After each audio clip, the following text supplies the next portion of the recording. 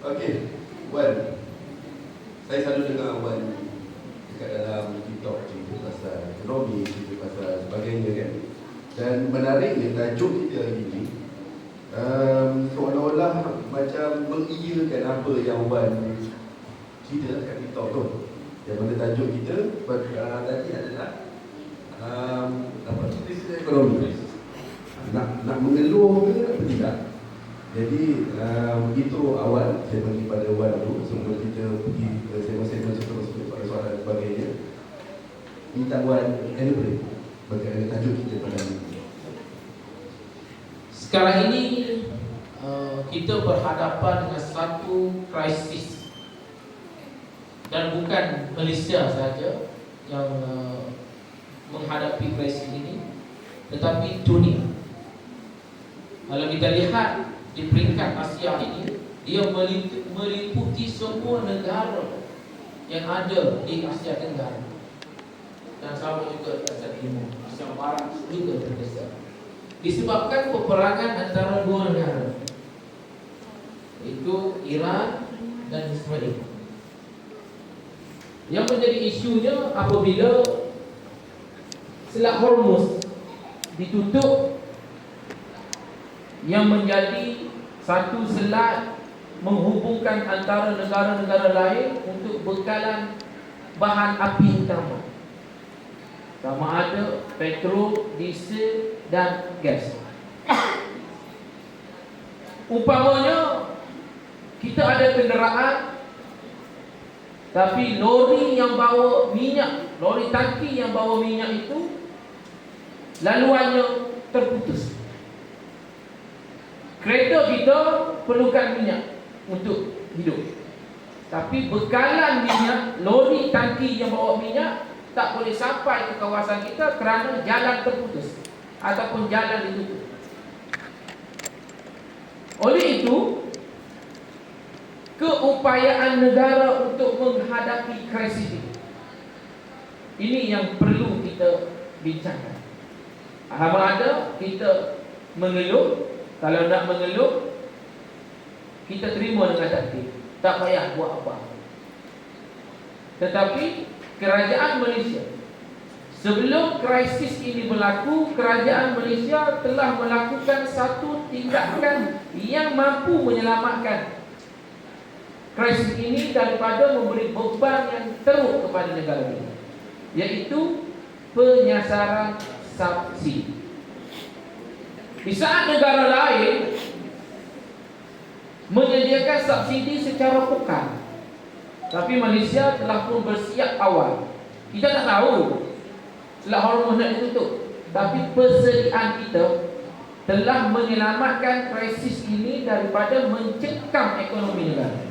Apabila kerajaan menyasarkan subsidi itu kepada golongan sasar yang diperlukan. Dulu subsidi ini ada di stesen minyak. Dulu subsidi kita ada di stesen minyak. Kita guna ke, kita tak guna ke, subsidi itu tetap mengalir. Tapi kali ini subsidi itu ada dalam poket kita, dan kerajaan membiarkan kita untuk menguruskan subsidi. Kalau kita tak pandai urus subsidi, maka kita akan berhadapan dengan kos tarikh. Sama juga dengan kerajaan. Kalau kerajaan tak pandai urus subsidi, maka jadi seperti Thailand. Thailand berbelanja hampir 50,000 baht bagi menampung subsidi. Kerana apa? Subsidi itu dicampak secara bukan. Tapi Malaysia mengambil langkah yang baik, walaupun ditekan, walaupun dihina, walaupun dicaci, walaupun dipersoalkan, kerana kerajaan Malaysia mengembalikan subsidi di dalam poket kita dalam bentuk kad pengenalan. Dan kita bernasib baik kerana negara kita juga salah satunya boleh mengeluarkan minyak. Jadi alhamdulillah, oleh kerana tindakan awal kita iaitu menyasarkan subsidi, dan dengan bantuan sumber yang ada ini dapat kita mengimbangi krisis yang ada. Ramai yang bercakap kerajaan hari ini kerajaan yang tak fikir soal rakyat, kerajaan hari ini kerajaan yang menekan rakyat. Kita kupaskan betul ataupun tidak dalam keadaan krisis ini kerajaan menekan ataupun tidak. Terima kasih, Wan. Jadi, Wan, bila kita sebut pasal krisis ekonomi, ramai yang rasa macam krisis lagi. Dan saya rasa mungkin kalau kita perhatikan setiap 10 tahun sekali ada je krisis tu. Kan? Setiap 10 tahun sekali mungkin lah kan. 98 dengan George Soros dan sebagainya, kemudian sebelum itu lagi. Jadi secara peribadi lah, apa yang awak nampak berkaitan krisis kali ini? Apa beza krisis kali ini krisis yang sebelum-sebelum ini? Adakah krisis kali ini satu ancaman kepada negara kita, atau krisis kali ini satu peluang yang perlu mungkin rakyat ataupun kerajaan Malaysia ni ambil satu titik peluang kita perlu maju ke sini? Setiap ujian ada hikmah. Kalau kita nak buat perbandingan yang mudah kita nampak, pokok durian dalam tempoh 10 tahun dia mengeluarkan buah yang banyak. Mesti ada satu tahun dia tidak berbuah langsung, ataupun hasil dia kurang. Sama juga dengan kehidupan. Kadang-kadang kita untung, ada sampai masa drop, rugi. Sama juga kita sebagai rakyat. Sebelum ini isi minyak tak kira berapa liter, tak kira berapa ringgit. Tapi ada sampai satu masa kena berjimat tumpah. So, sama juga dengan kita. Kalau kita sebagai seorang ayah, dulu setiap minggu wajib makan KFC, setiap minggu wajib keluar bagi makan anak-anak, setiap minggu mesti pergi ke pasar raya, shopping dan sebagainya. Ada satu ketika kita tak boleh nak buat, sebab syarikat kita mengalami divisi, tak boleh nak bagi bonus, kita kehilangan kerja, tak boleh nak berbelanja lagi. Sama juga dengan negara. Kalau di peringkat keluarga, di peringkat ayah, kita sebagai seorang ayah, kita juga bertindak serupa kepada anak-anak. Sama juga yang bawa Perdana Menteri, sama juga tindakan dia kepada rakyat-rakyat. Masa mewah kita boleh mewah, masa perlu jimat kita kena berjimat. Jadi kalau ditanya adakah ini peluang, yes, saya nak menyatakan bahawa ini adalah juga satu hikmah. Sebelum ini kita tak rasa pun subsidi daripada kaya. Sebelum ini kita tak rasa apa keistimewaan kita sebagai warga negara.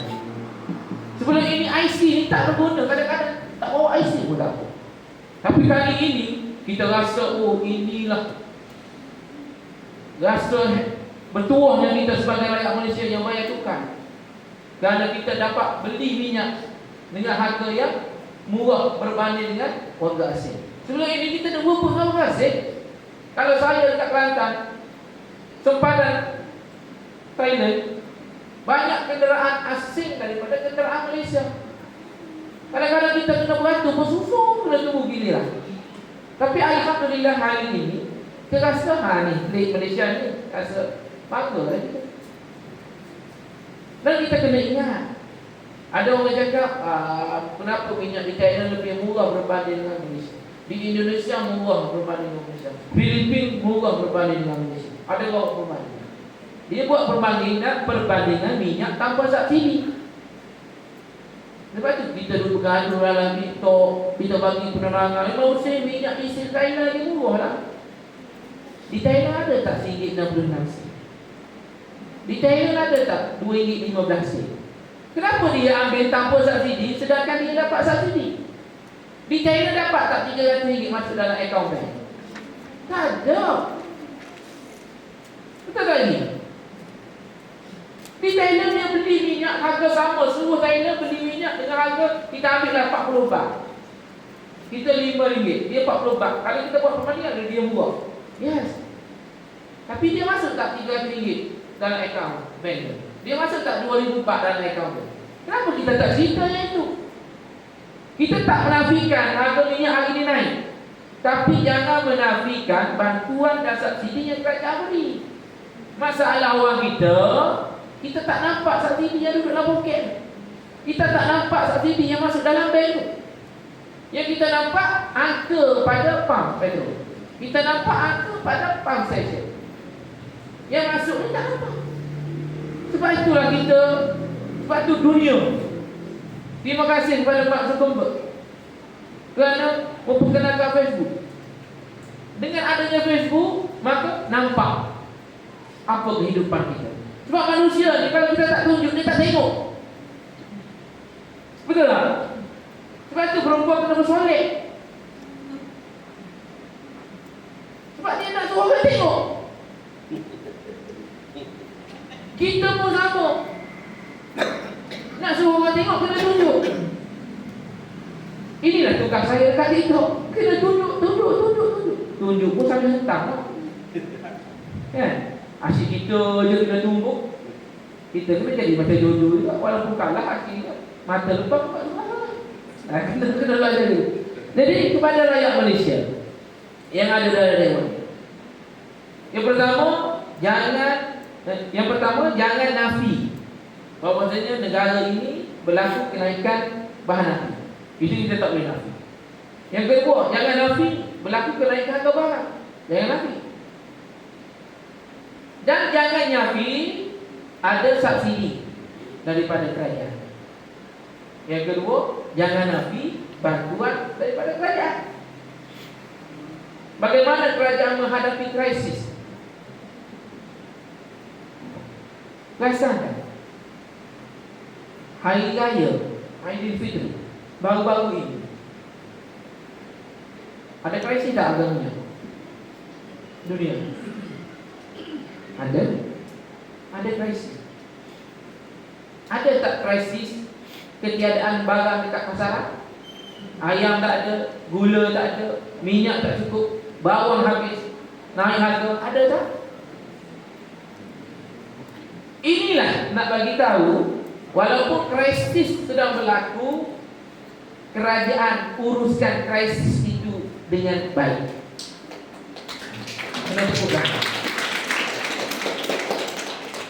Walaupun ayah dibuang kerja, tapi ayah pandai uruskan keuangan sehingga anak dia dapat pergi sekolah. Walaupun ayah kehilangan punca pendapatan ataupun allowance dipotong, makanan atas meja tetap ada. Walaupun negara kita dilanda krisis minyak, dalam IC setiap bulan tetap dapat RM100. IKASih dapat 200, ada yang dapat 300. Bantuan kebajikan tidak pernah diputuskan. Anak-anak dekat sekolah tetap boleh belajar. Sekolah tidak ditutup, masjid tidak ditutup.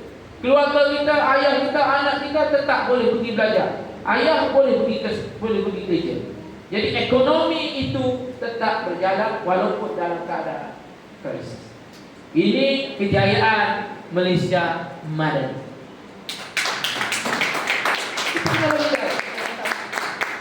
Kerajaan kita tidak isytihar lagi darurat seperti mana Filipina yang kena pergi kerja jalan kaki. Kita tetap naik kereta walaupun kadar subsidi 200 juta. Tetap ada. Cuma tak boleh nak memang itu. Terima kasih, Wan. Soalan yang berikut ini ramai yang bertanya ni, soalan berkaitan dengan subsidi ni lah. Saya rasa Wan pun ada komen yang bagus berkaitan dengan subsidi tu. Berkaitan subsidi diesel yang Wan kata dalam TikTok Wan, kalau siapa yang diesel tak nak pakai diesel, kita tariklah diesel dia, kita bagi ke petrol dia naikkan lagi. Saya pun terasa dekat kat situ kan. Pasal kita tuan nak pergi sekolah kan. Tuan nak pergi sekolah tengah bulan dah habis dah kuota tu. So lepas tengah bulan tu dia cuma kaya saja. Tuan kita beli minyak harga Singapura. Jadi apa yang boleh kupas berkaitan dengan isu yang berkaitan dengan Budi 95? Baik. Ada cadangan daripada rakan-rakan dekat media komentar. Kenapa DC tak buat macam petrol? Kan? Patutnya kerajaan buatlah kadar berapa liter untuk petrol, berapa liter untuk diesel. Jadi kita beli tetap harga yang sama. Ya, betul cadangan. Bila kita baca, kita tanya orang kenapa tak boleh buat, mana boleh buat? Harga diesel dengan petrol dia lain. Kalau harga petrol 200 liter, berapa ringgit 200 liter? Kita ambil lah, kita contoh 200 liter tu kita ambil 400. Harga diesel 200 liter tu bukan 400, dia jadi 800. Kalau kita bagi kata 200 liter sama dengan petrol, naik berapa kerajaan nak tanggung? Bukan separuh lah. Dia jadi 80% subsidi daripada kerajaan, 20% saja yang kita kena tanggung. Jadi tak boleh. Jadi macam mana kerajaan nak juga bantu untuk diesel ini, daripada RM200 dalam akaun jadi RM300. Okey. Kenapa kerajaan bagi RM300? Kerajaan bagi RM300 bukan untuk menanggung. Ramai dalam kalangan kita beranggapan subsidi itu untuk menanggung. Jadi kerajaan kena tanggung kos dia pergi hantar anak sekolah, kerajaan kena tanggung kos dia pergi kerja, kerajaan kena tanggung kos dia nak pergi jalan-jalan. Padahal yang sebenarnya subsidi itu berfungsi sebagai penampung. Subsidi ini untuk menampung, bukan untuk menanggung. Umpamanya sebuah sampan itu kita yang beli sampan. Cuma bila sampan itu bocor, kerajaan tukar tampung. Bukan kerajaan bagi sampan. Oh, kalau begitu kerajaan ini kena bagi minyak kepada rakyat. Beli kereta kena bagi minyak, beli kereta kena bagi minyak. Sebab menanggung. Macam kita tanggung anak, ayah duit tak ada, bagi duit. Kalau menanggung. Tapi kita ini sebagai menampung. Anak dah kerja, cuma tak cukup gaji abah nak bayar sewa rumah bulan ni, boleh tak abah tampung sikit? Itu tujuan tampung. Bukannya ayah bayar keseluruhan rumah sewa, setiap bulan kena bayar rumah sewa, setiap bulan kena bayar rumah sewa. Ada tempat yang anak tak mampu, ya tak dapat power berapa ratus, RM2. Bagi RM2. Kalau tangguh, bukan RM2, RM600 untuk sewa satu buah rumah dia. Jadi itu kena faham. Jadi tidakkan kerajaan pada hari ini untuk menampung kos sara hidup yang naik, menampung kos harga minyak yang naik. Jadi menampung memang tak cukup. Memang tak cukup. Tukang sampai kita nak bantu tampung tukang sampah dari itu. Sampan yang bocor kita nak ditampung, dia minta sampah. Dia bukan minta tampung, dia minta sampah. Lebih, tak ada ke sampah baru. Bila kerajaan bagi RM300, tak boleh ke bagi 2 liter seperti petrol? Itu maksud lain lah tu. Bukan menampung, tapi menampung. Ada juga dalam kalangan kita, dia cakap dekat media sosial, dia kata kerajaan nak berniaga dengan rakyat, sengaja nak naikkan harga minyak kerana nak dapat keuntungan, nak berniaga dengan rakyat. Saya tahu kepala, macam mana kerajaan nak berniaga dengan rakyat sedangkan dia kena bayar subsidi. Isi minyak RM20, kerajaan tampung bagi subsidi RM10.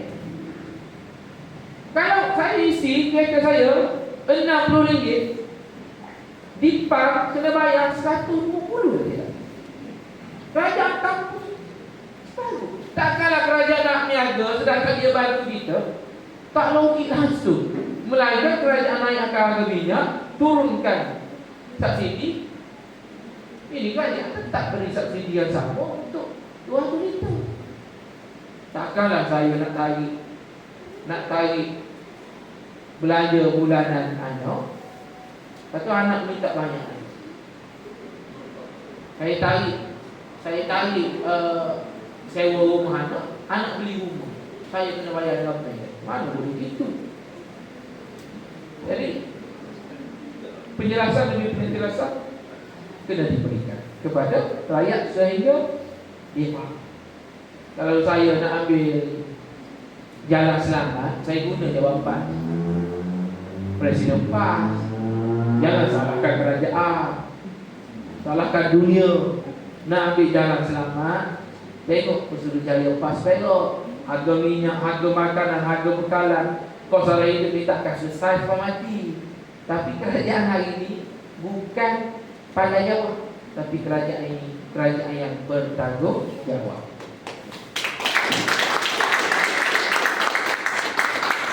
Jadi kerajaan dah bagi kita pelbagai. Jadi apakah pandangan yang buat berkaitan dengan kita rakyat? Apa yang kita kena buat nak membantu, terutama dari segi peniaga lah, peniaga makanan, semua mengandung harga makan, harga barang naik, harga barang mentah lah, barang mentah naik sebagainya. Jadi apa pandangan awak, apa cadangan awak yang boleh berikan? Macam mana boleh mereka menguruskan keadaan itu supaya mungkin kata orang win-win situation, rakyat pendapat yang tak terkesan dengan harga, diorang pun boleh kata orang apa, berniaga dengan selesa. Di Malaysia ini, daripada saya kecil sampai saya umur 32 tahun, bercakap tentang harga barang ni takkan berhenti. Ada juga yang buat perbandingan, sama nenek dia muda, harga nasi lemak 20 sen, sekarang RM1. Tapi zaman nenek muda dulu, nak dapat 20 sen, susah. Sekarang nak dapat RM2, mudah. Janganlah buat perbandingan begitu ni. Dulu murah je petrol. Ya, dalam satu kampung 2 buah kenderaan je guna petrol. Yang lain jalan kaki, yang lain naik basikal. Sekarang ini rumah tak cukup tanah nak pakai kereta. Janganlah buat perbandingan begitu. Tak payah tu. Nak buat perbandingan harga barang itu. Tapi bagaimana kerajaan mengatasi? Kerajaan cuba sedaya upaya untuk memastikan win-win situation itu berlaku. Untuk subsidi kenderaan-kenderaan pengangkutan awam, kenderaan-kenderaan yang mengangkut bekalan barang diberikan fleet card supaya tidak memberi kesan yang besar kepada aliran asas negara. Kalau kerajaan tak bagi subsidi fleet card kepada lori-lori angkut barang ini, dia akan memberi kesan kepada kedai sebab dia nak kos. Tapi kerajaan hari ini bijak. Walaupun orang hitam dia kata bijak, kita orang kerajaan kena cakap bijak sebab memang bijak. Kenderaan awam, kenderaan asas diberikan fleet card dan tidak ada sebab kedai untuk menaikkan harga barang dan tidak boleh nak guna alasan harga minyak. Sebab yang hantar barang itu tetap dapat subsidi. Kalau dia guna kenderaan, dia berdaftar, dia juga dapat fleet card untuk angkut barang. Jadi aliran mana yang terkesan? Yang terkesan adalah setengah individu yang berniaga yang tak ada lesen, setengah individu yang tak ikut peraturan. Dia beli kenderaan, dia tumpang nama orang, ataupun dia beli kenderaan, dia sambung bayar. Kesilapan diri sendiri dia letakkan kepada orang lain. Ini kita kena jujur. Kalau silap saya kerana tak daftar berniaga. Saya berniaga tapi tak daftar dengan SSM, sehingga saya tak dapat subsidi. Saya berdosa menaikkan harga barang atas kesilapan saya ini. Saya berniaga, saya yang buat silap sebab saya tak daftar. Tapi untuk membayar kesilapan saya charge atas pelanggan. Berdosa. Sebab bukan salah pelanggan, bukan salah kerajaan, salah kita. Hari masalah orang yang tak ikut peraturan tapi nak bantuan. Orang yang tak ada lesen tapi nak subsidi. Mana boleh? Bila orang yang tak ikut peraturan, yang dia marah adalah kerajaan. Seorang pelajar di sekolah kena rotan kat cikgu, dia salah apa? Dia salah guru disiplin. Tapi dia yang nampak mereka. Tak adil untuk dia kena rotan, kita salahkan guru disiplin. Mana boleh? Yang bersalah dia. Jangan salahkan cikgu. Jangan salahkan orang lain yang ikut peraturan. Tiba-tiba engkau ni gelak-gelakkan aku. Pada mentang-mentang engkau tak kena rotan, kau gelak-gelakkan aku. Mana boleh marah dia? Oleh kerana aku kena rotan hari ni, orang lain pun tak boleh balik awal. Tak boleh gitu. Kita yang salah, kita yang menerima hukuman. Sama juga dengan harga barang tadi. Abang Hafiz, ikut kepada rantaian yang ikut peraturan, seperti mana jualan rahmah, yang jual menu rahmah. Jual menu rahmah, dia dapat kad. Betul je? Betul tak? Jual menu rahmah, dia dapat kad oleh KPDN. Dan dia boleh guna kad itu untuk pergi beli barang dengan harga rahmah. Ini cara kerajaan berlaku. Sebab itu, dalam agama kita, agama Islam, bila kita buat kebaikan, Allah bayar kebaikan kita. Tapi bila kita buat kejahatan, kita akan terima azab kejahatan. Jadi alhamdulillah kerajaan hari ini win-win situation dengan pengguna, dengan rakyat dan dengan negara. Yang menjadi isu utama kita, kenapa harga barang naik? Sebab sebelum ini adalah barang tak cukup. Yang menjadi kegelisahan rakyat adalah barang tak cukup. Bila barang tak cukup, dia akan naik. Automatik dia akan naik. Sebab demand tinggi, supply kurang. Tapi hari ini kerajaan memastikan bekalan cukup. Ayam cukup, bawang cukup, gula cukup, minyak cukup. Bila semua cukup, tak ada alasan untuk kita naikkan harga barang. Sungguh pun ada kenaikan, bukan kenaikan yang mendadak. Itu win-win situation kerajaan dengan rakyat. Okey, baru ni kita dimaklumkan oleh Jabatan Komunikasi secara besar-besaran, yang mana ekonomi kita sekarang ni masih lagi mampu. Kata orang ekonomi mampan lah. Di negara lain banyak dah kata orang hampir syukur dah katanya. Jadi bagaimana situasi ni kita nak melihat yang mana rakyat boleh kata orang apa, contribution. Macam menteri kita, menteri pertanian, Perdana Menteri, rakyat kena bertutup tanam, kena ayam lembu ke rumah. Macam mana pendapat buat kat situ? Baik. Saya berani menyatakan bahawasanya ekonomi Malaysia, walaupun kita dilanda dengan krisis ekonomi dunia, hari ini keluar surat khabar berita harian, pertumbuhan KDNK keluaran dalam negara kasar 54%. KDNK negara kita hari ini 54%. Meningkat. Maknanya ekonomi negara kita baik, walaupun dunia mengalami krisis, tapi alhamdulillah negara kita baik. Dalam keadaan baik pun, persediaan kena buat. Walaupun buruh tidak berbunyi di langit, air kena sentiasa simpan. Walaupun kita tahu hujan hari ini tak berapa lebat, atap jangan biar bocor. Walaupun hari ini tak panas sangat, payung kena sedia. Sebab kita kena faham, payung bukan bertindak untuk menghentikan panas.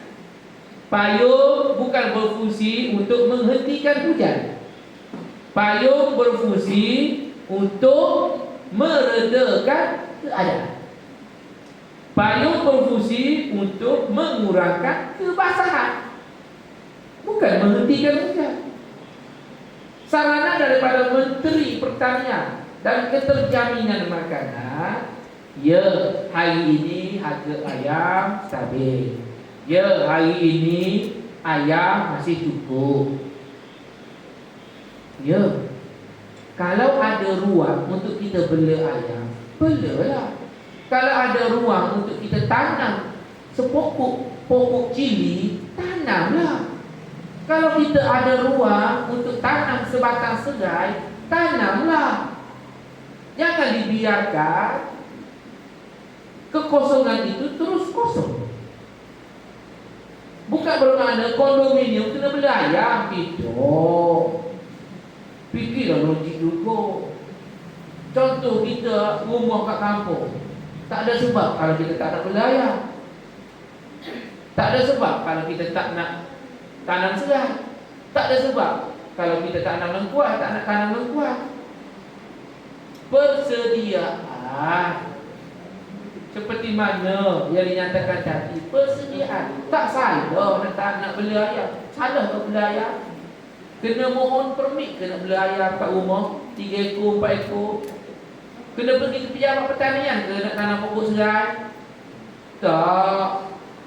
Jadi apa salahnya kita sambil-sambil berbakti kepada tanah, sambil-sambil kita juga mendapat manfaat. Ada pokok cili tak kena beli dah cili, ada pokok serai tak beli serai. Jadi duit yang sepatutnya kita beli, akhirnya kita boleh jimat. Kalau bukan Menteri Sultan apa pun ketua, melainkan masa apa tu, sekarang ini ada kerasi tanam kau ketua. Itu kita marah lah. Tiba-tiba suruh tanam pokok ganja, ataupun masa apa cakap, oh kita kena tanam pokok apple. Tak logik lah. Tanamlah kakak kita mampu. Tak mampu jangan marah. Kalau kita tak boleh nak tanam, jangan marah menteri. Sebab itu pilihan, bukan paksaan. Terima kasih. Okey, jadi selama rumus ni rasa lama lagi, panjang lagi rasanya. Dan kita pun dimaklumkan bahawa kita baru fasa pertama. Jadi 3 fasa lah gitu Kita baru fasa pertama. Jangkaan lah. Kalau lah kita akan pergi ke fasa kedua, pasal katanya baru ni di Filipina tu dah masuk fasa kedua dah katanya. Ada tak kemungkinan kita kat Malaysia lagi patah balik lah kepada zaman Covid ni? Ada yang terpaksa kibar benda putih tu rasa-rasa ni. Rasanya dengan langkah kerajaan sekarang, adakah memungkinkan perkara itu berlaku atau tidaklah? Yang pertama, saya berani letakkan jaminan perkara itu tidak akan berlaku. Bendera putih tidak akan berkibar. Sebab setiap bulan RM1 tetap masuk dalam kad pengenalan. Masa Covid itu ada RM100 sebulan masuk dalam kad pengenalan. Kerajaan bagi duit, yang belinya iPhone. Kerajaan bagi bantuan, dia tukar tayar kereta. Sekarang ini tindakan kerajaan bagi RM100 melalui kad pengenalan, dan dia tak boleh nak beli barang melainkan keperluan harian. Bila dia boleh beli keperluan harian, maka tidak ada isu tak ada makanan. Itu yang pertama. Yang kedua, kerajaan telah memperluaskan bantuan bakul makanan, jualan rahmah. Dah lah dapat RM100 dalam kad pengenalan, dia pergi pula dekat jualan rahmah, 2 kali subsidi dia dapat. Ini pun kita nak nafikan lagi, nak cakap kita susah. Saya pernah tanya seorang ustaz, Kenapa orang miskin sampai ketua dia miskin? Ustaz tu cakap apa? Sebab dia minta miskin. Bukan Allah nak bagi dia miskin, sebab dia minta dia miskin. Contoh macam mana? Contohnya, dia dapat gaji 1,000 sebulan. Bila ada borang untuk bantuan, dia letak pendapatan bulanan dia RM500. Kasar tak? Ini berlaku ramai. Orang-orang kita, orang-orang Islam lah. Pendapatan dia bulanan 1,000. Tapi bila sampai borang kat rumah, pendapatan dia tulis 500. Maknanya apa? Dia minta dia dapat 500. Seorang tu gaji dia 3,000. Oleh kerana nak dapat juga rumah PPRT, sanggup dia tulis gaji dia 1,000. Maknanya daripada 3,000 gaji dia, dia minta dikurangkan sampai 1,000 kerana dia nak dapat subsidi. Subsidi itu duit daripada seluruh rakyat Malaysia. Dia telah menipu pendapatan dia kerana dia nak dapat rumah, dan dia dapat rumah hasil daripada penipuan. Dia solat dalam rumah tu, dia besarkan anak dalam rumah tu, berkat tak keluarga dia? Macam mana kita dapat keberkatan sedangkan kita duduk dalam rumah syurga itu, sedangkan kita duduk itu dalam neraka atas dunia kita? Kerana kita miliki rumah hasil daripada penipuan. Sebab itu orang miskin selalu miskin, sebab dia minta. Walaupun bantuan kerajaan bagi, walaupun bantuan masjid bagi, walaupun bantuan zakat bagi, tapi dia still miskin sebab hari-hari dia duduk menipu.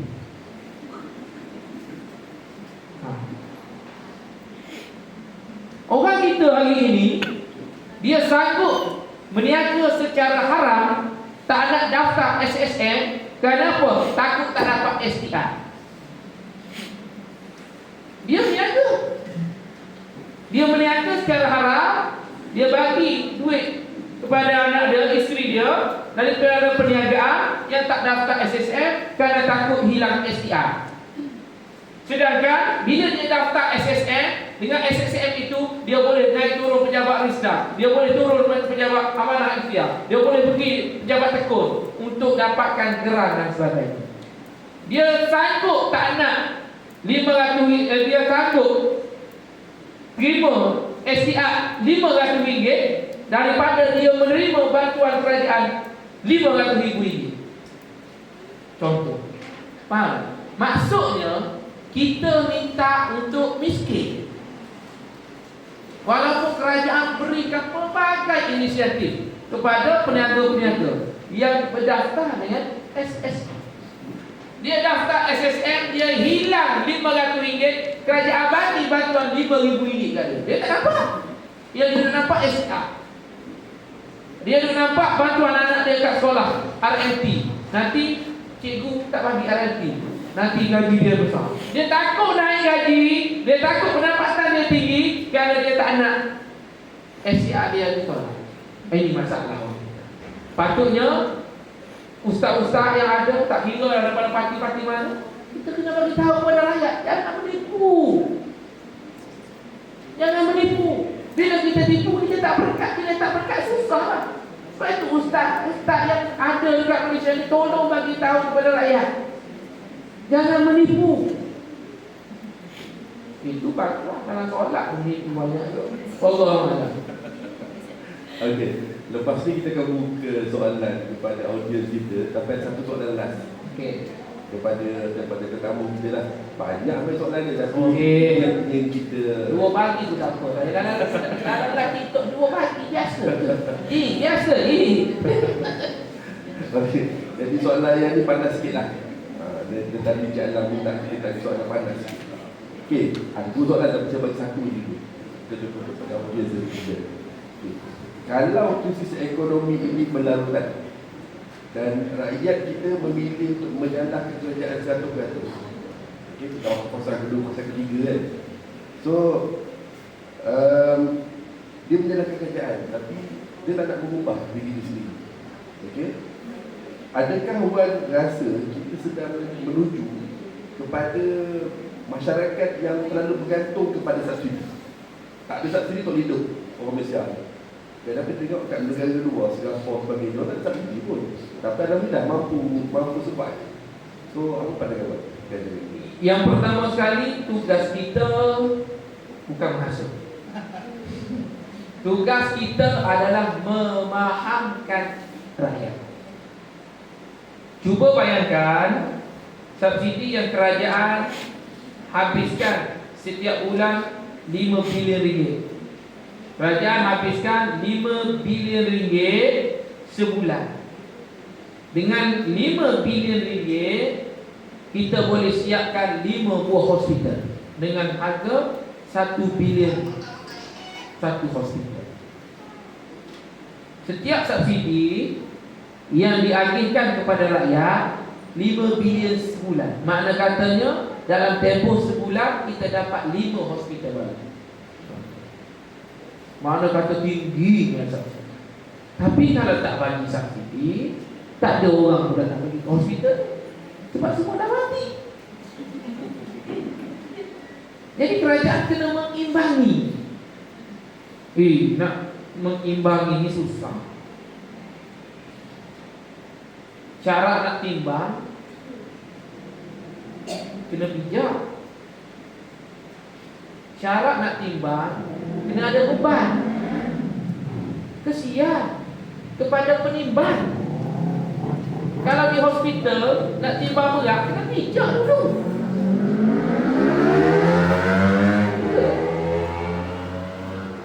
Kena bijak. Sakit. Sama juga dengan kerajaan. Nak menjadi pengimbang, kena mati. Letih. Tapi kalau tak buat, tak tahulah angka tu. Kita pun tak tahu rakyat kita. Jadi kerajaan hari ini perlu mengimbangi supaya infrastruktur dapat dibuat, bantuan rakyat dapat disuap. Ini. Kerajaan jadi pengimbang supaya infrastruktur siap, mulut rakyat disuap. Kalau kita siapkan bangunan, mulut tak suap, siapa nak buat bangunan? Mudah, fikirlah. Faham tak? Jadi dua-dua kena balance.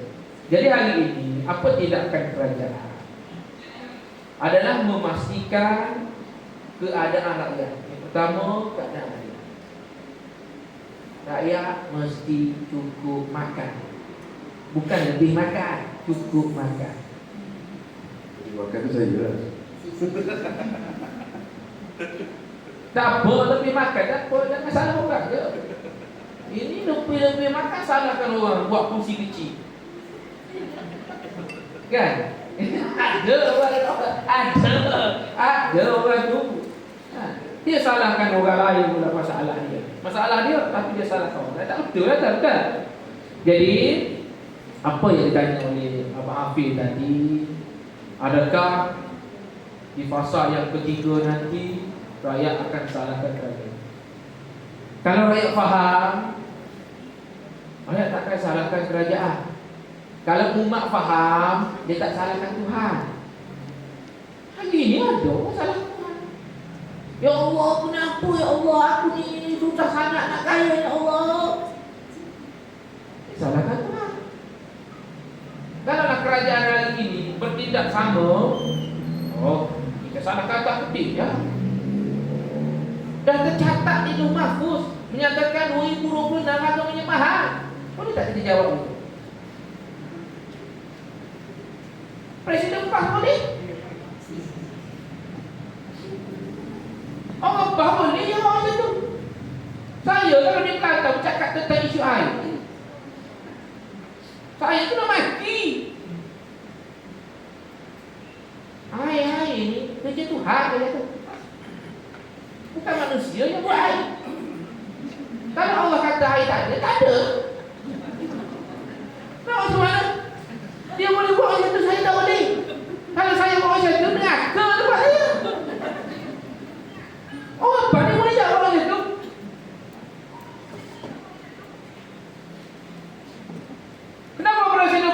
letak jawatan.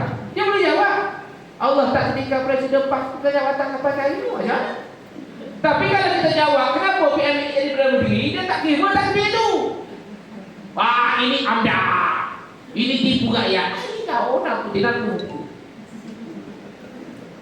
Maknanya kerajaan hari ini seperti mana yang saya cakap tadi. Kerajaan hari ini bukan ditubuhkan untuk jawab. Kerajaan hari ini dibentuk untuk bertanggung jawab. Kalau hari ini kerajaan tak bertanggung jawab, PMX tak bergabung dengan UMNO.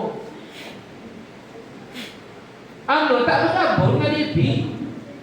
Kalau tak ada rasa tanggung jawab itu, UMNO kata, alah tak orang, alah aku dah gabung PI lah. Aku dapat 30 kursi je. Aduh, tak boleh jadi kerajaan, mampus lah. Kalau tak bertanggung jawab, apa yang tak ada? Aku panggil menghadap, tubuhkan kerajaan perpaduan. Ampun tuanku, beribu-ribu ampun. Lantaklah tuanku, saya tak nak campur. Boleh?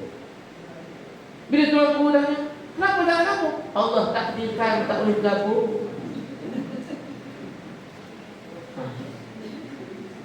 Kerajaan ini bertanggung jawab.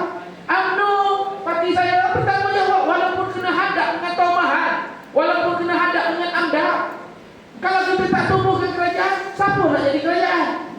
Perikatan Nasional tak nak.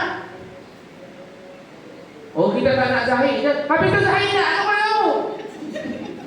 Pandai-pandai nak pilih orang, ingat orang tak pandai pilih. Ya? Betul tak? Oh, saya tak nak dengan, saya nak UMNO tapi tak nak Zahid. Macam mana Zahid di pokok kayu? Betul tak? Macam saya nak kahwin dengan anak Haji. Contoh. Bagi tahu.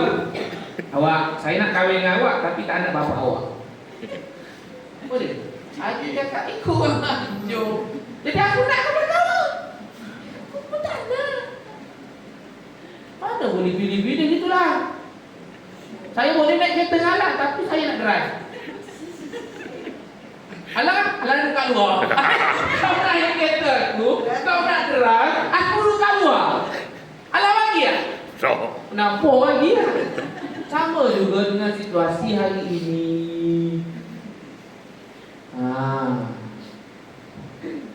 Dalam kita nak pilih pemimpin, ada pilihan raya. Lepas kita pilihan raya lah. Hari ini kita sedang raya lah. Sebab kita jadi kerajaan. Yang tak raya tu sengsara. Sampai hari ini duduk kira kursi tak cukup jomblo, tak cukup jomblo. Tapi setiap hari kursinya hilang. Tak ada. Orang yang dulu ada 74 kursi. Dia pecah, dia gantung 6. Mula-mulanya dia gantung 6, bukan. Lepas tu dia pecah. Sekarang ni kalau bersatu banyaknya ada 6 kursi. Makin tak cukup. Sebab apa? Allah dah nyatakan dalam Al-Quran, kalau kau bersyukur akan ku tambah nikmat. Kalau kau kufur, azabku amat pedih. UMNO bersyukur, pada saya sini bersyukur 30 kursi. Tengok hari ini jadi kerajaan. Terima kasih.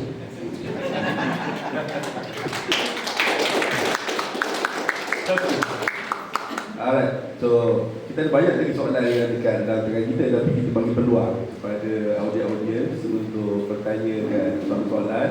Mungkin kita boleh dapat 5-6 soalan daripada audiens. Saya tanya. Boleh tu kami. Tanya soalan. Tanya soalan tu panas-panas. Kata ni Jawawi tak panas, tak sedap. Dia kena makan panas-panas. Okey. Assalamualaikum warahmatullahi wabarakatuh. Waalaikumsalam. Saya Zainuddin Muhammad, lokal penduduk Banten, menetap di kampus ini sekarang. Pertama sekali saya mengucapkan kedatangan hadis ini daripada jadi jauh untuk melakukan bersama podcast ini. Tanpa membahasa, saya tidaklah untuk mengulas segala hal-hal politik, tidak. Sebabnya kedatangan hari ini adalah kita bersama dengan wacananya ekonomi, khususnya ekonomi. Cuma subjeknya adalah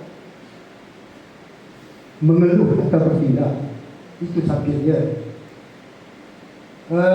Secara datarnya, sejak langkah ucapan ADC, seolah-olah ADC bercerita di depan yang ada hari ini adalah T20. Kalau semua yang hadir ini T20, saya akut bahawa pendapat ADC adalah terbaik. Akan tetapi kita kena sedar, yang ada adalah lebih pada F40, bawah adalah B40 yang sentiasa saban hari mengeluh, kehidupan mereka mengeluh. Okey, saya tanya satu tadi. Saya berumur 50 sekarang. Saya telah melalui 3 fasa.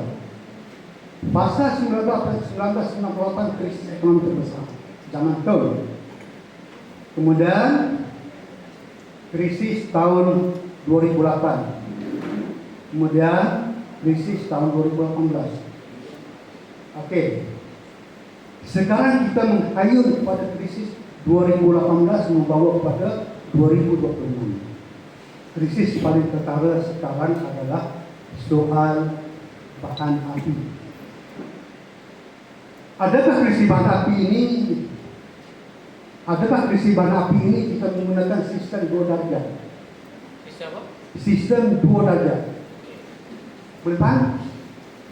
Bermakna sistem 2 darjah ini menggunakan undang-undang yang 2 pilihan. Di lulusan bawah klausa yang sama, tapi digunakan untuk 2 pecahan. Satu berada di timur, satu berada di selatan. Timur mendapat keuntungan besar, di selatan mendapat bahannya. Saya sebut secara jelas tanpa bahasa basi. Okey, untuk petrol, penggunaan bahan api petrol, tak kira RON 95 ataupun RON yang satu lagi ni 97. Okey, kebanyakan B40 menggunakan RON 97. Harga dulu RM2 5 sen, sekarang RM1.55. Beza dia 6 sen. Subsidi kerajaan bagi untuk rakyat adalah 200. Kemudian dulu 300, sekarang 200. Dan ada orang untuk memotong lagi. Tak tahulah, itu dalam rancangan kira-kira. Okey, daripada 200 sudah berarti 300. Kalau dihitung dalam ringgit Malaysia, saya menganggarkan di bawah RM20. Itu dah seperti jawab sepantas. 300 liter itu berapa ringgit penikmatan daripada RM2.5 kepada RM1.99. Berapa saya jawab? Okey. Penjimatan, kita kena lihat harga pasaran. Tak. Soalan saya tadi senang saja. Daripada RM2.5 pada RM1.99, 300 liter pertama berapa sen jimat dia? Jangan ambil harga RM2.5 sebab RM2.5 itu dah ada subsidi. Okey, terima kasih. Harga RM2.5 dah ada subsidi. Cuma ditambahkan lagi. Sehingga jadi RM1.99. Okey, faham kat situ? Saya faham. Saya faham jawab. Okey, yang kedua, yang dipertikaikan betul-betul hari ini adalah diesel. Diesel. Okey. Kenapa harga diesel ni mencorak naik? Seolah-olah harga kayangan. Contoh, okey, di Sabah Sarawak harganya lain. Tapi bawah klausa undang-undang sama. Ini yang rakyat petikan. Okey, boleh saya jawab dulu. Nanti sambung lagi soalan. Okey. Nanti panjang payah nak rangkum. Yang pertama, hujah saya tadi, saya tidak memihak kepada T20. Sebab saya bercakap tentang dapat RM1 dalam kad pengenalan. T20 tak dapat. Saya duk bercerita tadi berkaitan dengan bantuan SARA, bantuan jualan rahmah. T20 tak beratur pergi beli barang bawa kemah. Barang akan sampai ke rumah. Sebab T20 dia kehidupannya, ekonominya berbeza. Daripada awal tadi saya bercakap, saya menekankan berkenaan bantuan-bantuan kerajaan kepada P40. Yang dapat subsidi ini namanya P40. Yang dipotong subsidi adalah T20. Itu kenyataannya. Dan kalau kita nak buat perbandingan Sabah, Sarawak dengan Semenanjung, yes, kita nampak tak adil pada harga. Tapi kita sebenarnya tidak adil kepada jurang ekonomi, demografi, gaji mereka, harga barangan mereka dekat Sabah dan Sarawak. Kalau betul kita nak adil dari segi harga minyak petrol dan diesel, kita kena adil dari segi gaji. Kita kena adil dari segi infrastruktur. Kita kena pastikan Sabah dan Sarawak seperti mana rakyat di Kuantan. Baru kita boleh guna harga yang sama. Sebab dalam Islam, adil itu bukan sama rata. Dalam Islam, adil itu bermaksud meletakkan sesuatu pada tempatnya. Jadi hari ini kerajaan meletakkan keadilan itu pada tempatnya. Sabah yang sedang merangkak, kita tak boleh dia paksa berlari. Itu kenyataan. Sabah penyumbang minyak negara. Di Sabah, Sarawak itu mereka ini penyumbang minyak negara. Tapi negeri dia masih lagi miskin berbanding dengan kita. Adakah adil untuk anak tingkatan 6 diberikan duit RM2 sama dengan adik yang umur pra? Ada sih, boleh pendek mesti jawapan. Nanti cakap tentang keadaan semasa.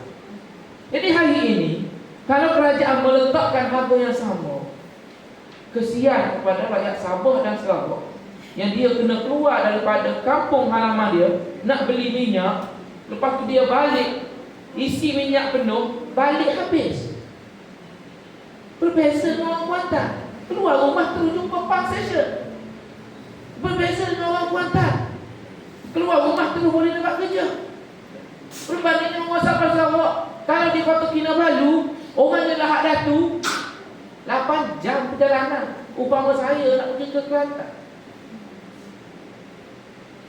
Jadi kita kembali kepada asas kita. Kerajaan hari ini bukan zalim, tapi nak memberikan keadilan sewajarnya kepada rakyat. Tak apalah. Okey. Sebab apa dia saya begitu, kalau bukil kaedah tomografi ataupun topografi, jenis kepadatan penduduk timur dengan barat dengan Semenanjung lebih padat. Sabah Sarawak hanya jumlah penduduknya tak sampai 10 juta. Yang selebihnya adalah di Semenanjung Malaysia. Kepenggunaan adalah melebihi di Semenanjung Malaysia. Kalau di-highlight, dibahagi purata, purata penggunaan di atas sistem keuntungan, saya merasakan adalah lebih tidak adil. Okey, tak apa. Saya tak jawab. Okey, sebab jawapan saya akut dengan jawapan Adison tadi. Okey, soalan saya seterusnya satu lagi. Berkenaan dengan barangan. Okey, alhamdulillah saya akut apa yang ada kita. Sebab kita sekarang ni pembekalan dengan pembekalan melebihi pada penggunaan. Maka kos dia harga tu menurun. Itu betul kaedah ekonomi. Bila penawaran melebihi daripada penggunaan, maka harganya rendah. Itu subjek ekonomi betul lah itu. Akan tetapi, kenapakah ada lagi simptom-simptom barangan penggunaan untuk B40 ini harganya melambung. Terima kasih. Apa barangan yang melambung? Boleh beritahu? Juraya yang penting sekarang ini adalah kalau penggunaan asas lah, penggunaan asas makanan ruji kita lah. Contoh ikan. Kalau di Kelantan saya akulah, tapi harga RM20 sekilo. Kalau di Pahang ni, kalau ada sen jalan atas kaki, tak ada tapak selipar, ada sen tak akan jumpa RM20 sekilo. Harga minimum di Kelantan, di Pahang RM35 sekilo. Ikan apa? Daging. Kalau ikan, tidak ada harga RM20. Kalau ikan temenul, RM20 ke atas. Pergilah pasar yang mana ni, RM20 ke atas.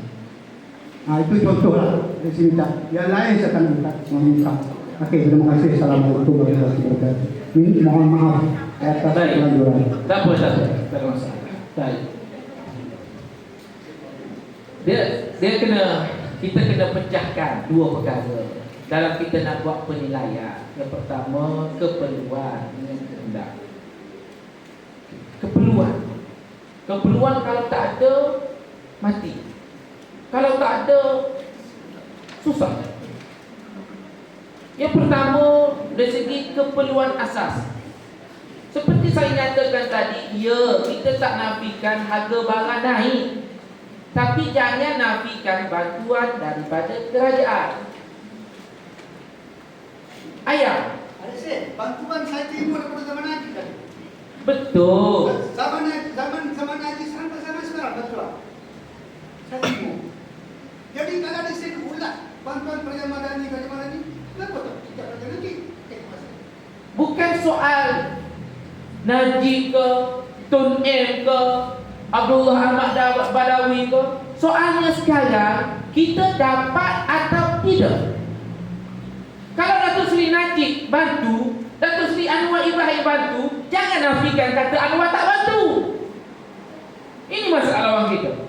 Saya BN, Datuk Seri Najib, tapi saya tidak boleh menafikan apa yang dibuat oleh PMX.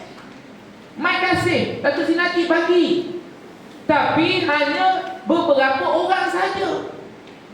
Dalam kampung, dalam sekampung lebih kurang 5 orang. Hari ini dalam sekampung 500 orang dapat. Itu yang Arabi. Kalau nak buat perbandingan, zaman Federal, ketika Tun Abdul Razak mengagihkan tanah-tanah untuk diteraka, buatlah perbandingan. Masa tu tak ada jentera, tebang pokok pakai tenaga. Sekarang ini tebang pokok pakai tenaga ke pakai jentera?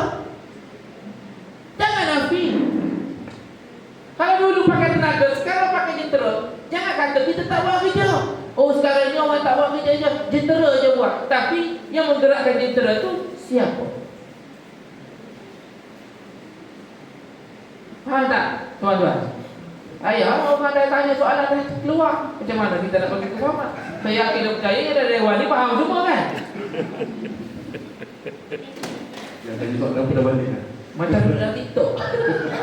Ini situasi TikTok. Sebab kadang-kadang orang kita datang bukan untuk faham, kita datang untuk hentak. Tapi alhamdulillah, soalan-soalan begini dah lama saya dapat. Yang buat perbandingan, tapi dia tidak boleh nak menerima bantuan yang sekarang. Dulu harga daging RM15. Berapa kali seminggu boleh makan daging? Berapa kali setahun kita boleh makan daging dengan harga RM15? Tunggu ayam korban. Tapi hari ini pilih pula, tak nak makan daging. Tak nak makan daging lembu, nak makan wagyu. Betul ni. Kalau nak buat perbandingan dulu, saya tak kenal chicken chop. Saya kenal ulu chop. Sekarang ini chicken chop biasa.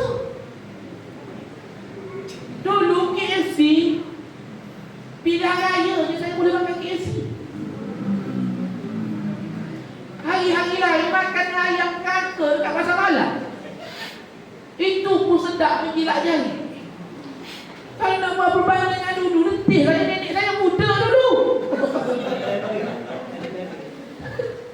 Masa tu nenek saya merempuk lelaki nak ke nenek saya. Sekarang ni tak ada orang nak minta nenek saya. Letih lah.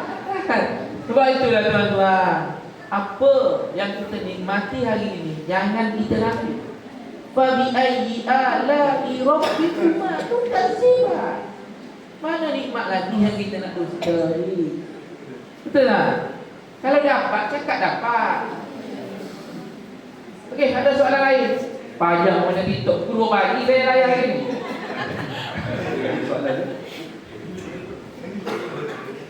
Ada soalan? Memang soalan panas tadi. Tapi yang tanya tu panas.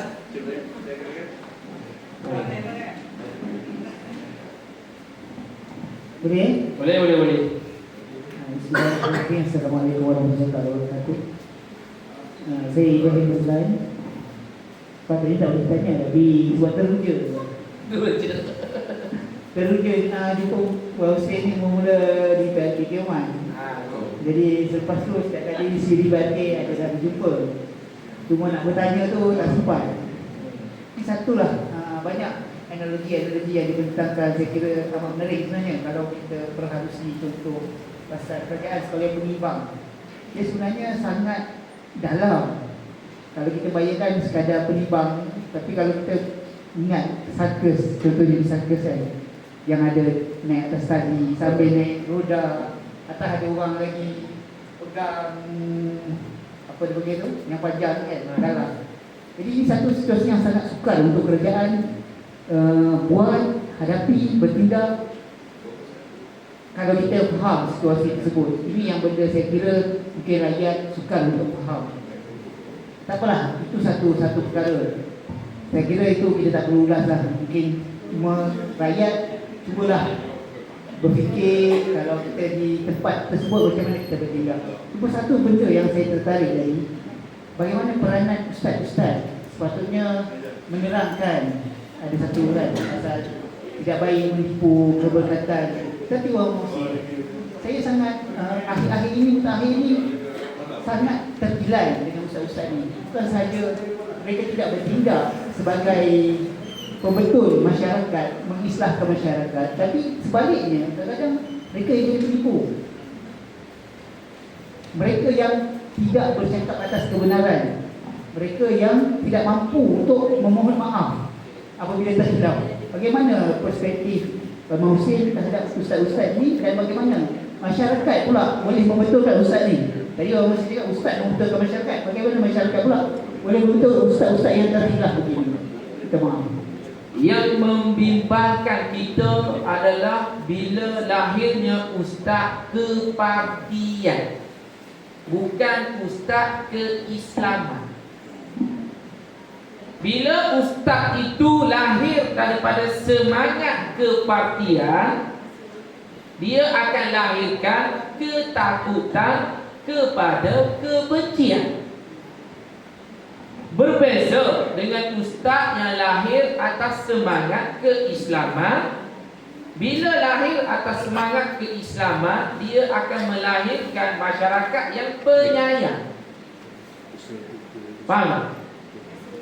Jadi hari ini kita berhadapan dengan ustaz-ustaz kepartian yang berhujah untuk memenangkan parti daripada memenangkan Islam.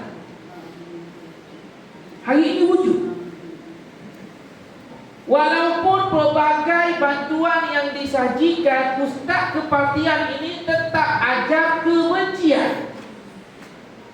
Salah satu contohnya, ini yang lama dah berlaku, tapi tak ramai yang boleh ulas. Ustaz pun diam. Antara faktor yang menyebabkan kebencian itu lahir daripada ustaz kepartian. Contoh, orang ambil bagi kain, ambil bagi gula, kacau bagi kain, pakai undi tetap bulan.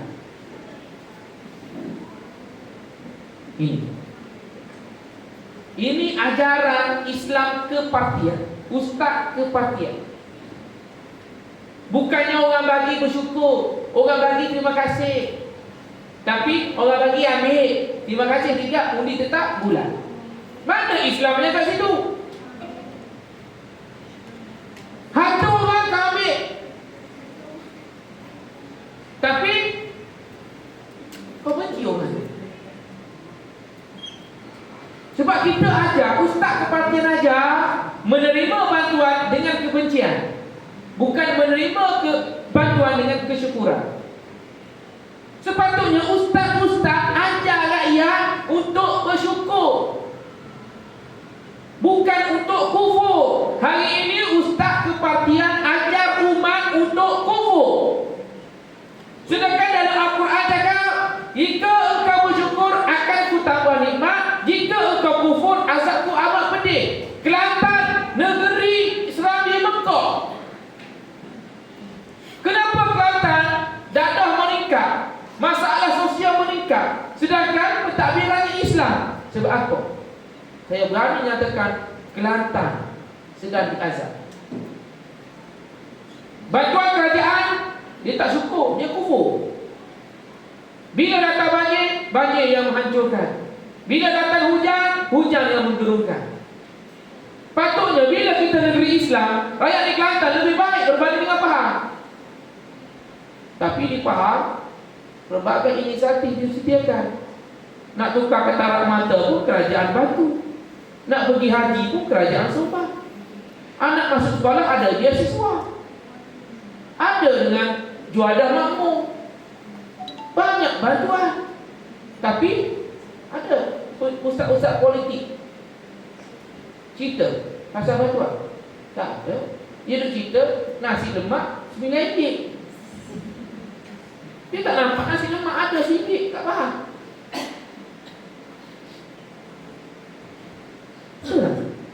Tapi kita tengok ustaz yang lahir dengan semangat keislaman, ajar umat untuk berkasih sayang. Jangan benci orang. Ustaz kepartian boleh mat benci Anwar Ibrahim. Saya orang Kelantan. Pemimpin Islam saya dekat Kelantan, dia bukan ajar rakyat benci dadah. Dia ajar rakyat benci Anwar Ibrahim, benci Zahid Hamidi. Patutnya dia naik ceramah benci untuk lakukan kemungkaran, bukan benci orang.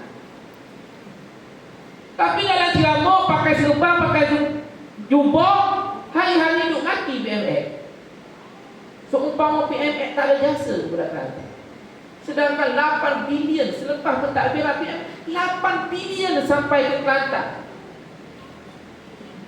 Orang yang menzalimi Kelantan hari ini duduk bersama dengan PAS, bersih, bahkan dianggap sebagai negarawan. Dulu zalim, masuk PAS jadi alim. Dulu Fir'aun, masuk PAS jadi walaun. Kerana PAS menganggap parti dia itu agama. Sebab itu mereka berani, masuk sikit isu panas, berani menyatakan Abu Bakar bapa ceti, berani menyatakan Saidina Umar hobinya berzina. Kenapa? Kerana mereka diajar dengan perkara buruk. Kita belajar daripada darjah 1 prasekolah sampai masuk universiti, saya tak pernah dengar keburukan para sahabat. Kita dengar kehebatan para sahabat. Bagaimana Abu Bakar menjadi teman setia, As-Siddiq yang membenarkan. Kita dengar Umar yang berani mempertahankan agama. Kita dengar Uthman, kita dengar Ali, sepupu yang sangat setia bersama dengan Nabi daripada kecil. Tapi 2-3 hari ini baru kita tahu Abu Bakar itu bapa Siti. Kitab mana yang dia baca?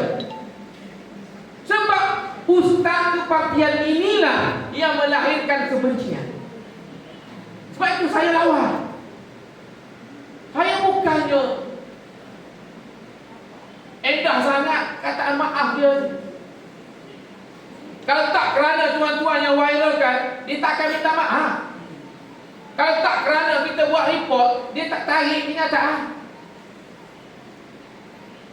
Sebab benda ini dah berlaku lama. Dia nak tunjuk sahabat sebelum kenal Islam jahat, selepas kenal Islam baik. Dia nak tunjuk Mahathir sebelum kenal PAS zalim, bila kenal PAS alim. Itu sebenarnya yang dia nak tunjuk.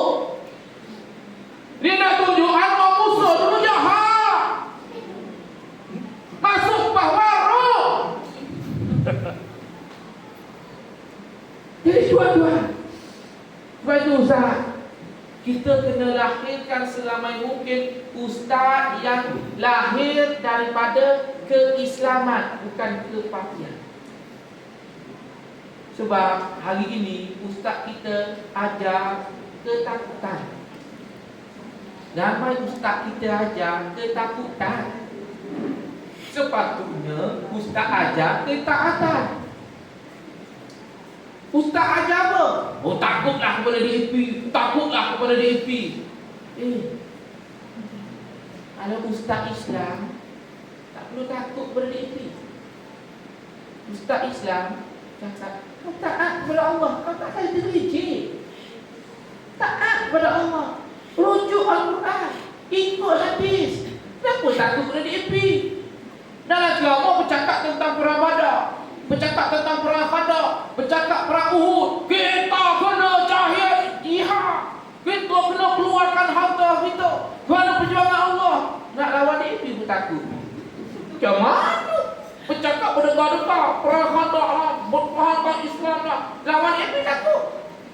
Kalau betul nak lawan DAP, bukan lawan dekat kaca TV. Nak lawan DAP, kuatkan ekonomi Kelantan. Lawan DAP, perbanyakkan kebajikan dekat Terengganu Kelantan. Nak lawan DAP, pastikan pemimpin jaga rakyat betul-betul seperti mana DAP jaga rakyat. Itu baru betul lawan. Ini duk lawan dengan hasutan, duk lawan dengan persepsi. Itu bukan tugas kita sebagai orang Islam. Itu tugas syaitan yang menghasut rakyat. Terima kasih.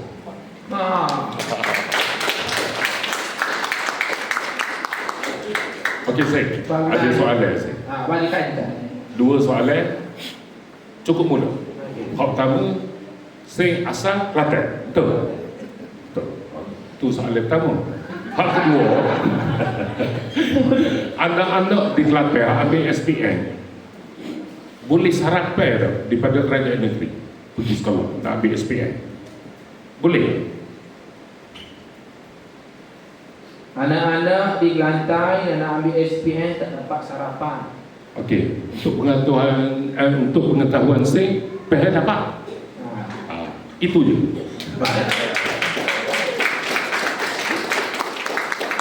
Kau ke PH dapat sebab ada DAP.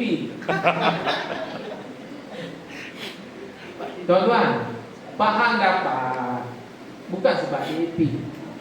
Pahang dapat sebab pemimpin berkualiti, Tanggungjawab. bertanggungjawab, ada hati, ada nurani. Di Kelantan, minta maaf orang Kelantan terpaksa cakap, pemimpin Kelantan siang malam bercakap tentang Islam. Islam mereka pada slogan, bukan pelaksanaan. Kita tak perlu Islam pada slogan, sebab Islam dah ada pada kad pengenalan. Tapi yang kita perlu adalah pelaksanaan. Betul tak? Betul. Kita nak Islam para sahabat macam mana? Bantu orang Islam yang tak ada air, beli perigi dengan Yahudi. Betul. Itu kisah para sahabat. Tapi hari ini yang mendengar-dengar cakap tentang Islam, rakyat kena gali perigi sendiri. Jadi tahniah kepada orang Pahang kerana ada pemimpin yang berkualiti. Saya sebelum hari raya, saya datang ke Pahang 2 hari sebelum raya Aidilfitri. Saya datang ke Pahang untuk meraihkan media, rakan-rakan media, Tok Wan Rosdi buat. Saya dapat voucher RM50, RM50 2 keping. Sampai hari ni saya tak beli lagi. Sayang. Untungnya orang faham. Pelbagai inisiatif di bawah inisiatif makmur tak kira dah. Besar ke kecil ke, banyak ke, kurang ke, yang penting bagaimana kerajaan negeri faham berhadapan dengan krisis harga minyak. Ini pentingnya ada kerajaan ni. Yang pertama, kerajaan persekutuan dah ada, kerajaan negeri ada. RM15,000 sebulan ke dapat untuk bantuan bekalan kepada masyarakat. Seminggu. RM15,000 seminggu. Ada inisiatif. Kelantan hari-hari ni tak nak besar ya. Bila dapat tak bagi kepada rakyat. Itu je. Jadi itu saja. Ada lagi? Ada lagi soalan daripada okey.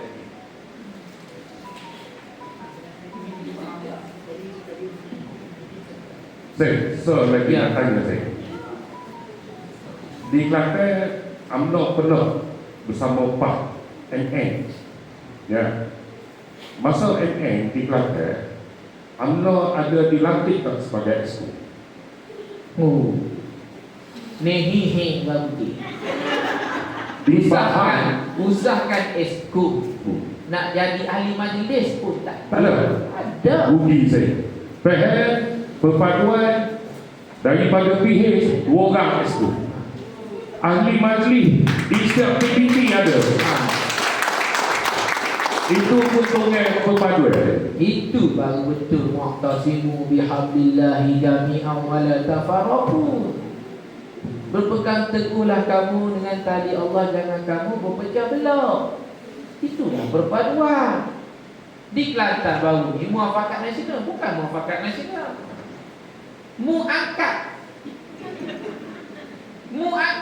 Angkat semua jawatan untuk kamu, untuk orang sorry.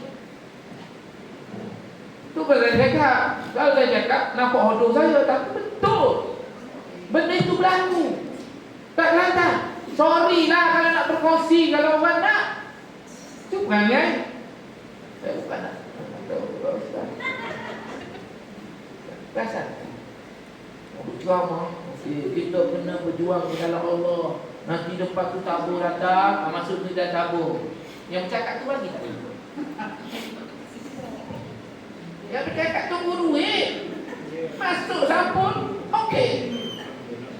Kalau tak cukup bayaran, jadual penuh. Saya dah kena. Saya dulu kerja dengan travel agency yang buat program. Ada orang tu, kita bagi tawaran untuk dia menyertai program. Hantar penuh, jadual penuh. Duka kita dimaklumkan, ustaz jadualnya penuh. Pak, bagi harga, insyaAllah boleh. Dalam ceramah, tak lupakan dunia, ambil akhirat. Tak dapat duit, tak balik. Bukan kita nak menghina, tapi perangai ustaz-ustaz kita sekarang ni. Satu lagi saya nak buat teguran. Contoh, ada orang ustaz duduk ceramah dalam masjid. Tengok orang sibuk tu duduk cari duit, sampai lupa nak datang ke masjid. Tinggalkanlah duit tu, sementara dunia tu datang ke masjid. Bergerak tabung, bergerak. Okey, maksudkan tadi dia cakap tinggalkan duit, tapi dia minta duit. Patutnya kita ceramah, yang cari duit, tapi jangan tinggal kewajipan.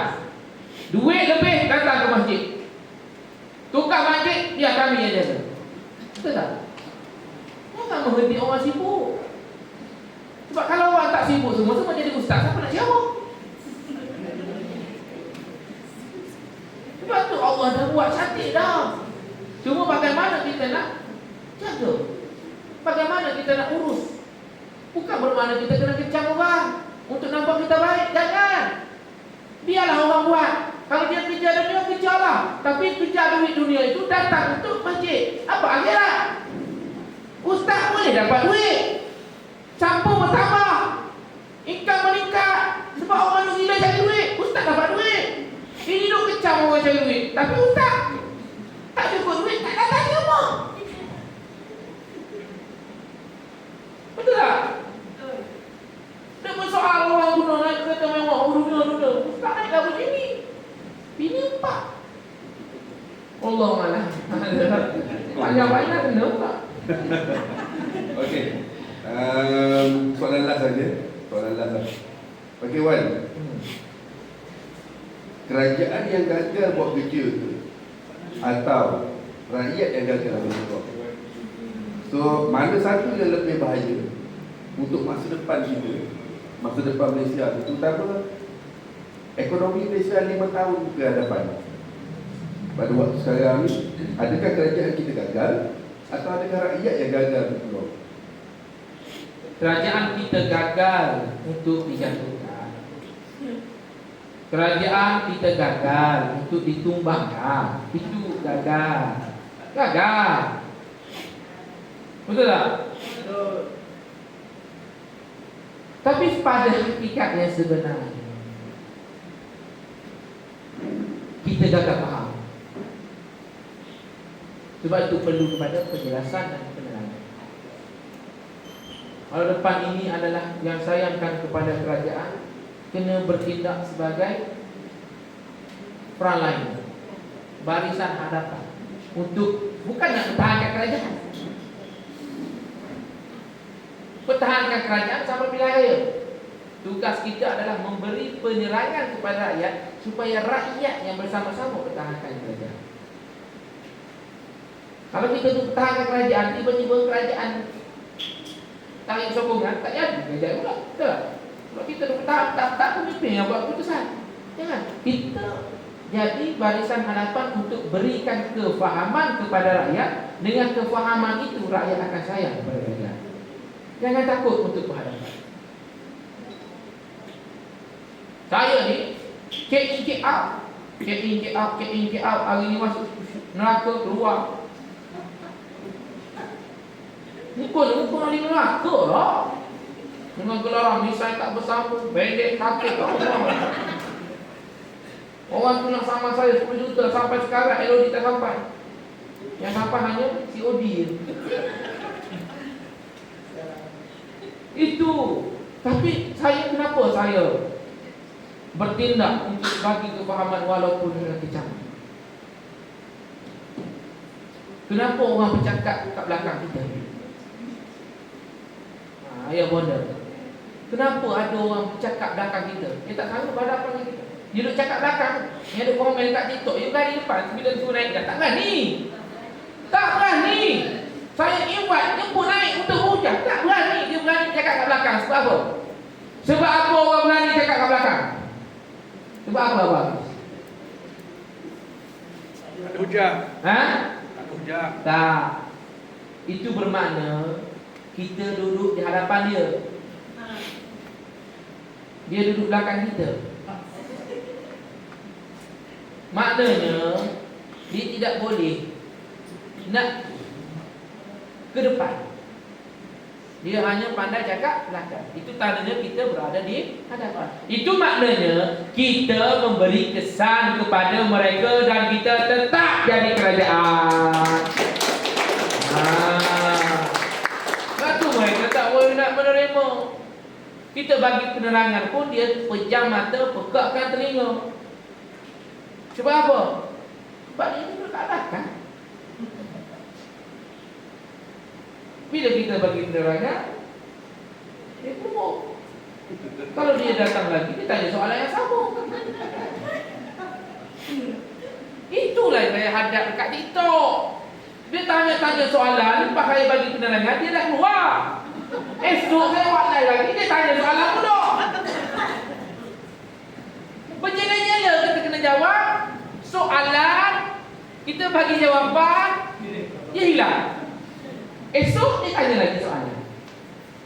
Saya nak selitkan sikit berkenaan dengan UEC. Hari ni panas.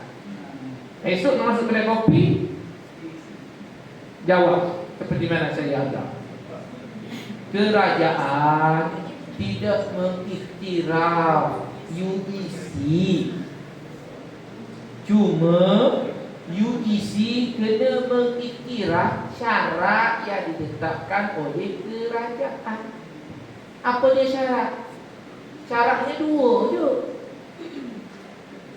Yang pertama, lulus bahasa Melayu. Yang kedua, lulus sejarah. Dia tak ada SPM. Ya, kalau ambil SPM pun kena lulus dua perkara ni dua. Ambil 20 subjek SPM, wajib lulus dua. Apa dia? Sejarah dengan bahasa Melayu. Jadi, dia ni nak ambil kesusasteraan Cina. Patut ke dia ambil matematik? Patut ke dia ambil sains? Kalau dia ambil matematik sains pun wajib lulus dua. Apa dia? Bahasa Melayu dengan sejarah. Sebab apa jadi wajib bahasa Melayu? Sebab bahasa Melayu bahasa kebangsaan. Kenapa wajib lulus sejarah? Sebab dengan sejarah kata awal asal-usul. Jadi kerajaan hari ini bukan mengiktiraf silibus yang dia belajar. Kalau kerajaan mengiktiraf, tak perlu ambil bahasa Melayu. Kalau kerajaan mengiktiraf, tak perlu ambil sejarah. Sebab sudah jadi setara. Kalau kita isi borang kelulusan akademik SPM, STAM, SPMV dan setara. Betul tak? UEC tidak setara. Tapi dia ambil UEC, sistem pendidikan UEC. Bagaimana dia nak kamu belajar? Boleh. Dua perkara kita kena buat. Pertama ambil bahasa Melayu, yang kedua ambil sejarah. Dan syarat kerajaan hanya boleh belajar 4 subjek. Yang berterangkan bahasa Cina lah. Tak boleh ambil, tak nak ambil SPM, nak ambil bahasa Melayu, nak ambil sejarah, tapi nak jadi doktor. Boleh tak? Boleh tak? Dia tak ada SPM, tapi dia ambil bahasa Melayu, dia ambil sejarah. Mohon masuk universiti untuk jadi doktor. Boleh tak? Tak boleh. Kalau dia belajar UEC untuk isi borang masuk universiti, nak jadi doktor, dia wajib ambil SPM. Sungguh pun dia lulus bahasa Melayu, sejarah, tapi gagal biologi, tak boleh jadi doktor. Jadi sama je sebenarnya. Cuma tidak ada maklumat yang tepat. Tergantung daripada pemimpin-pemimpin yang lepas. UEC ni tergantung. Boleh ke tidak ni? Boleh ke tidak ni? Tidak ada keputusan yang mutlak. Masing-masing main tali-tali, takut hilang undi. Tidak mahu jujur dalam membuat keputusan secara majoriti. Jadi hari ini kerajaan jawab betul-betul kepada masyarakat, tuan-tuan, ini kita Barisan Harapan ini jawab betul-betul. Kerajaan tidak mengiktiraf UEC. Mana bukti? Kalau kerajaan mengiktiraf, tak perlu ambil subjek bahasa Melayu, tak perlu ambil subjek sejarah. Betul tak? Logik tak ini? Jadi tak ada. Kita tengok sejarah-sejarah yang lepas. 2001 lagi, Presiden PAS Allahyarham Muhammad Fadzino, kerajaan Malaysia perlu mengiktiraf UEC. Ketika PAS jadi kerajaan, IPG dan menerima pelajar-pelajar lepasan UEC. Tak ada masalah dulu ni. Tapi kenapa hari ini jadi isu? Hari ini jadi isu sebab perkataan iktiraf. Iktiraf. Sedangkan Kementerian KPKT dah nyatakan kita tidak mengiktiraf sistem silibus UEC. Tapi beri peluang kepada mereka untuk sambung belajar. Tak adil. Belajar tahfiz. Ambil SPM tak? Tak ambil. Kalau tahfiznya tak ada silibus pendidikan Kemasaan, sekolah pondok, ada SPM? Tak ada. Kita nampak UIC Cina. Kita tak nampak keberhasilan juga, keuntungan juga kepada bangsa kita. Sebab kita ni lahir dengan kebencian, nampak Cina. Tuan Ibrahim dah bagi tahu, jangan nampak dia buat itu Cina sebab dia tak lahir bagi Cina. Tuan Ibrahim cakap dulu, masa berkata apa? Asal nampak dia buat Cina, asal nampak Cina. Tanya ni buat dia lahir bagi Cina, tak nak. Dia tak minta. Saya kita jadi Melayu, bukan kita minta jadi Melayu. Janganlah kita meresiskan benda-benda yang tak penting. Faham rakyat, insyaAllah. Ya? Okey. Terima kasih Wan, perkongsian yang amat luar biasa. Tak Sebutkan. tak luar biasa. Orang tanya pula. Hadirin sekalian, saya dan saya bermusik, saya tengok kita punya live yang ada. Kita ada 4-5 live yang ada kat sini. Alhamdulillah, rasa saya kalau di Dewan ni memecah rekod. Saya kira tambah tolak sebagainya 100k ada. 100k 100k 200 yang kecil. Tapi perangai orang kita, dia kena saya termotivasi dengan TikTok dan Facebook. Jangan tengok yang komen. Kadang-kadang orang suka kita, dia tak cakap. Dia tekan mutalaf je. Itu tanda dia suka. Kalau kita baca komen, jumlah komen sikit berbanding dengan like. Mana kata orang suka kepada saya tapi tak beritahu. Inilah motivasinya. Kan? Kalau kita tengok jumlah komen, cuba. Saya kahwin dengan dia pun tak tahu. Okey, terima kasih. So tadi kita tengok yang Cik Wan sendiri pun 60k lebih ni. Cik Wan punya ni. Alright, sedang penonton sekalian, kita sudah sampai ke penghujung bicara kita. Jadi saudara Wan Mohsin kita telah memberi kita satu pengalaman yang cukup panjang, penerangan yang cukup lebar berkaitan dengan bagaimana dan apa yang perlu kita tangani untuk menangani ekonomi global pada masa ini. Jadi oleh demikian, terima kasih kepada Cik Wan. Selepas ini kita akan ada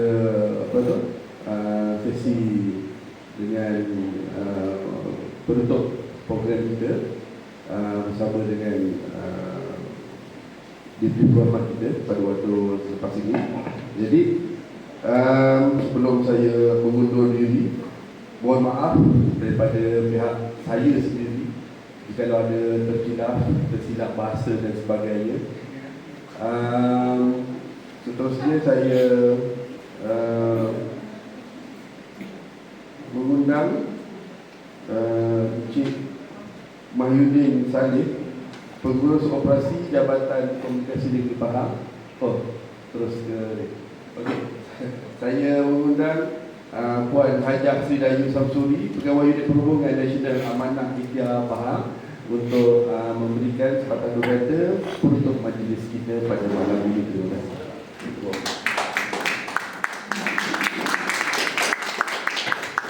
Bismillahirrahmanirrahim. Alhamdulillahirabbil alamin. Wassalatu wassalamu ala asyrafil anbiya'i wal mursalin wa ala alihi wasahbihi ajma'in.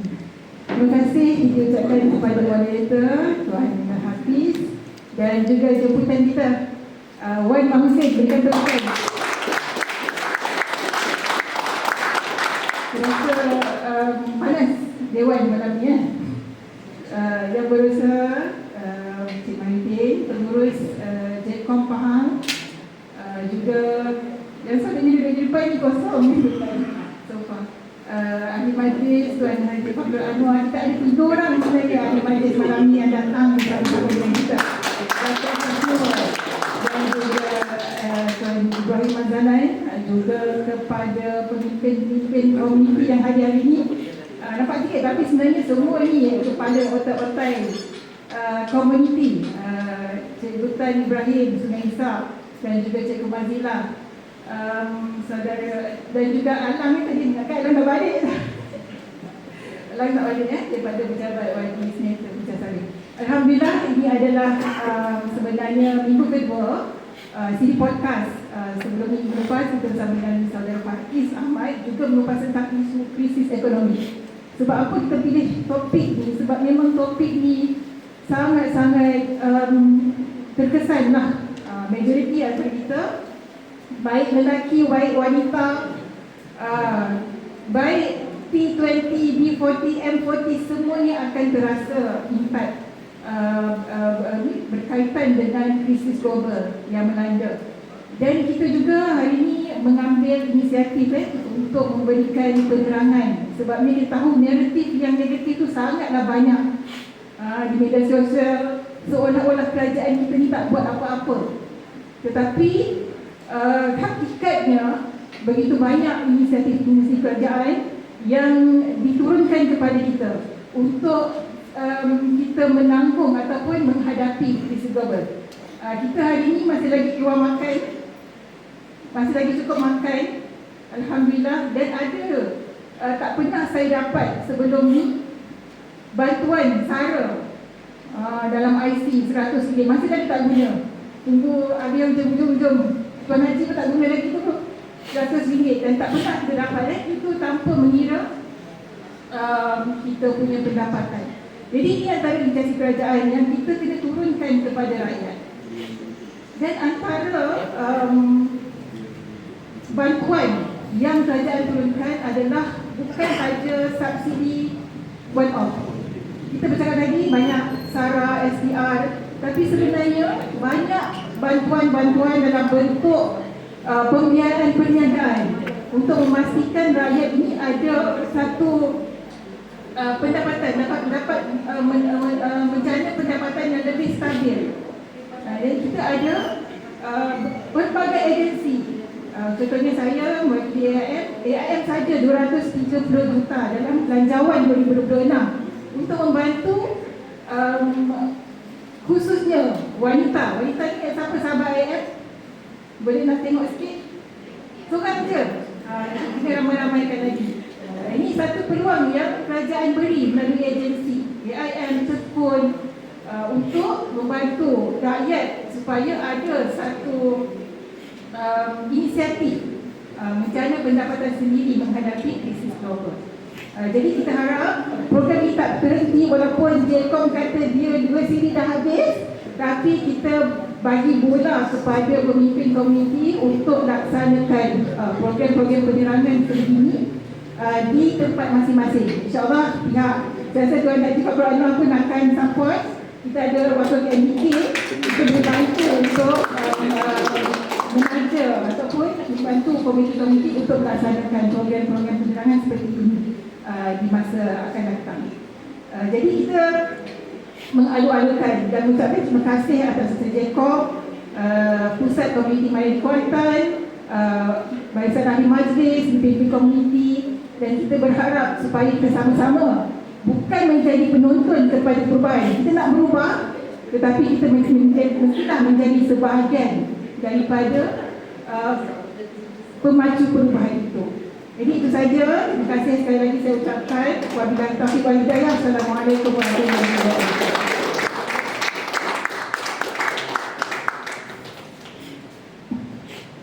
Terima kasih banyak pada Puan Cilayu. Alright, kita sudah sampai di penghujung program kita. Sebelum saya menamatkan sidang saya pada kali ini, macam minggu lepas ada pantun kepada semua. Oleh kita boleh dulu.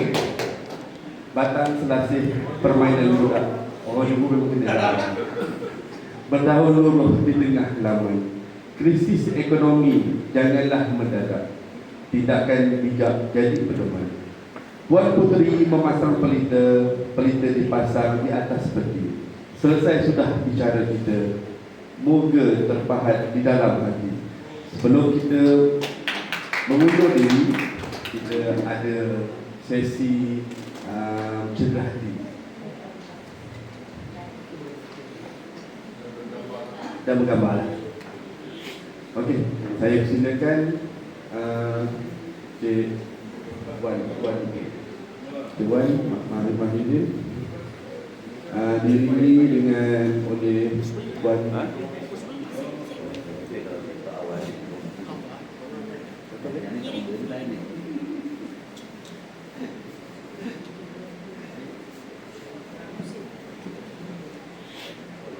dijemput Puan Haja Sri Rahayu diiringi oleh Pengurus Bahasa Negeri Pahang untuk sedikit cenderamata kepada Wan Hussein.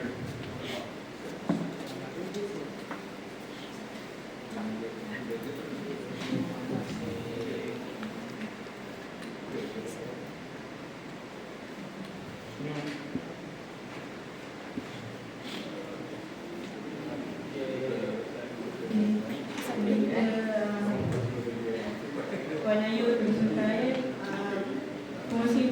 Pengurus Operasi Negeri memberi sedikit cenderamata kepada Perasaan kepada program ini.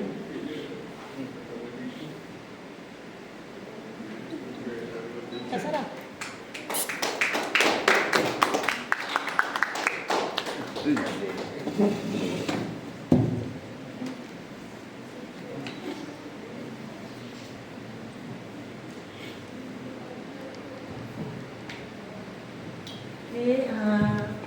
Dijemput Tuan Haji Fakhrul Anwar Zakawi diiringi oleh Puan Haja Sri Rahayu untuk memberi sedikit cenderamata pada Cik Wan Hussein Ozin. Dari pihak Pusat Komuniti Madani Kandung Pantai.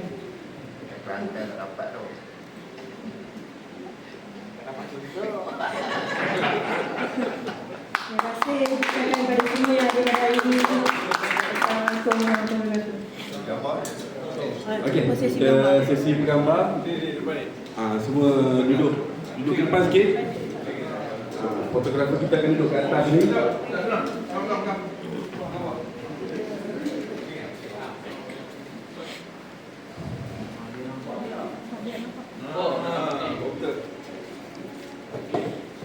Okey, minta semua ke depan lah.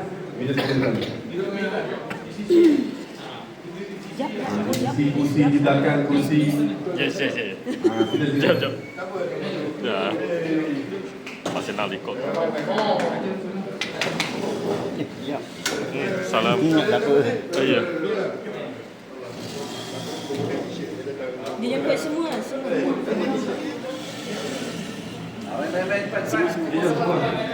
Sila Puan semua. Kita tak nak sampai 2 malam kita bersuara. Bersuara?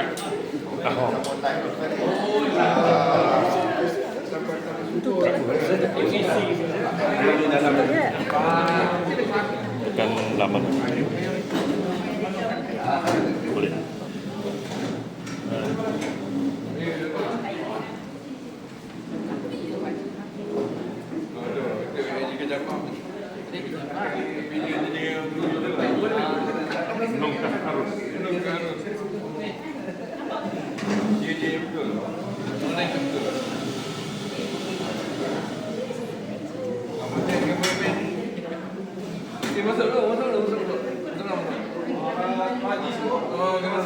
Masuk dulu. Ya, kamai. Ini kameraman aku sama ramai dengan abang. Grupnya kena masuk lah. Masuk dia. 1, 2, 3.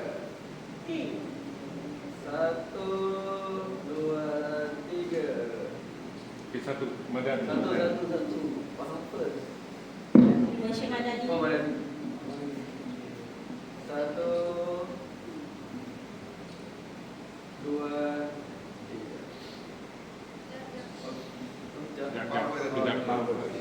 Sekejap, Malaysia Madani, sekejap Malaysia Madani. Lima dulu boleh. Badan ni balik, badan ni. 5.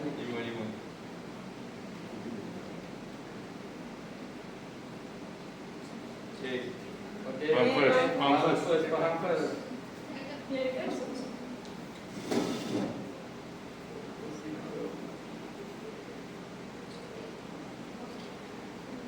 Okay.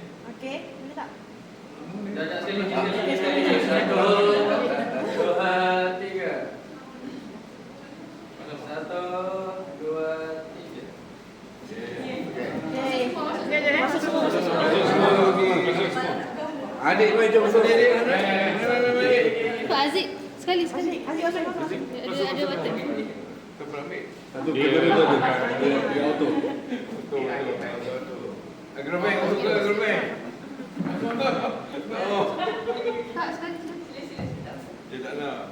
Okey, 1, 2, 3.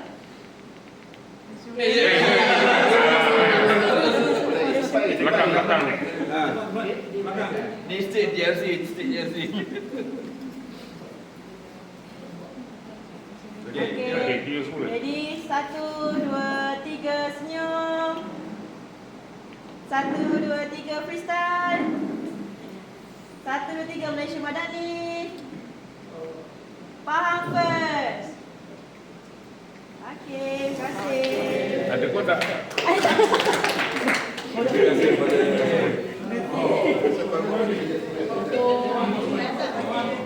Ngam-ngam bateri habis.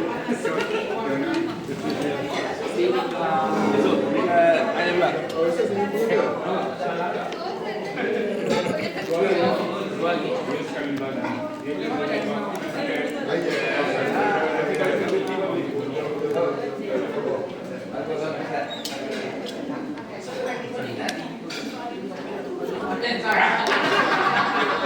Tak ada tu lagi.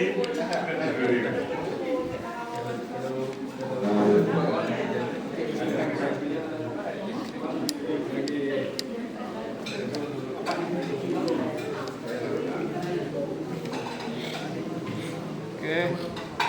On. Okay. Manis.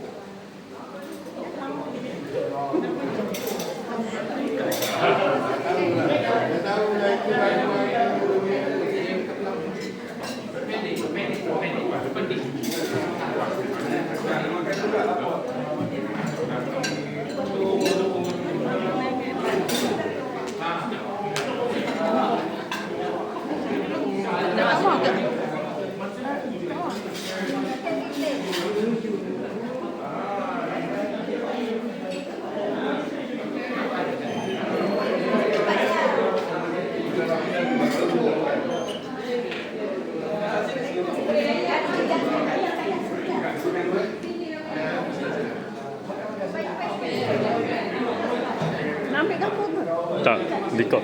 Oh, rekod. Nak letak YouTube.